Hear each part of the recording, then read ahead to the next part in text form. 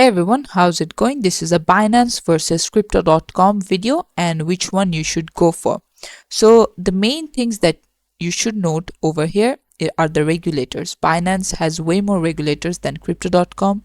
Tier 1 registration is both for them, and then they're not owned by public company. Crypto.com is just a bit earlier than Binance.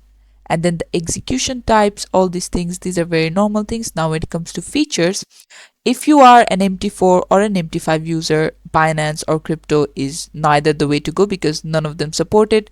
Both of them have a proprietary platform.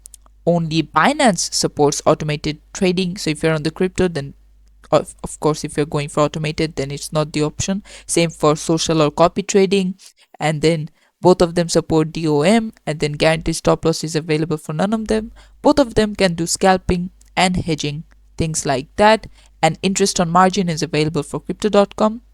Next up, both of them have cryptocurrencies, and you can see all these options. And another most important thing to be noted is options and futures are available for Binance but not for crypto.com. So obviously if you want options and futures but you don't know which one to go, then Binance is the way to go as they're not available in crypto.com.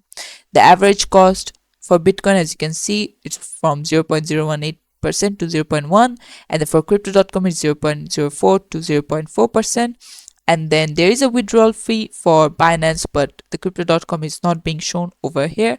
And you can see all of the account types. You get commission based demo account only for Binance but not for crypto.com, and then social and copy trading. Again, if you need that, then obviously Binance is the way to go.